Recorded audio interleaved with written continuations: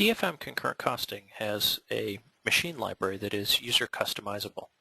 To add your own pieces of equipment to the machine library, from within DFM concurrent costing, you simply go to the View menu and pick Machine Library, which will open up the library where I can insert my own categories, or I can insert my own machines, or do both. Here I'm going to insert a category, and I'm going to call this BDI injection molding machines. And then within the category, I can now insert a machine. And here I would call this the BDI press. And here I would now pick the application type that I want to use this for. So I can see here the list of manufacturing process cost models that use the machines in the library. So I'll pick plastic injection molding.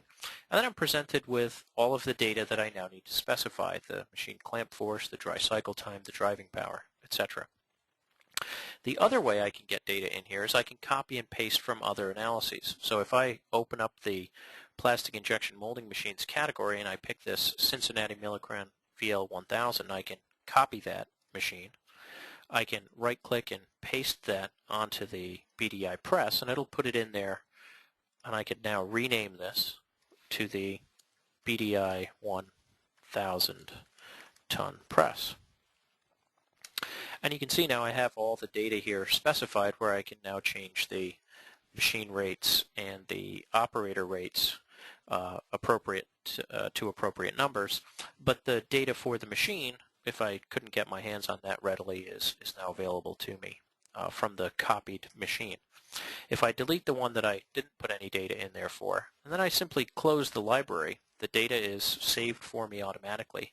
And now we can see here in this injection molding analysis, I can right-click on the machine name and select Change Machine, and then I'm presented with not only the default categories from the machine library, but also the BDI injection molding machines and then the 1000-ton press that we just added to the library.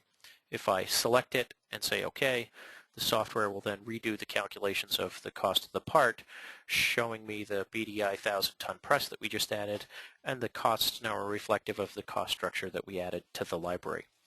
You can add as many categories as you want. You can add as many as machines as you'd like. And also it's important to note that categories don't have to be restricted to a certain machine type. So the BDI machines category that I had in the library could have had injection molding machines, forging hammers, and vertical machining centers in there if I wanted to. The software displays the appropriate machines from the category depending on the analysis type that you're doing.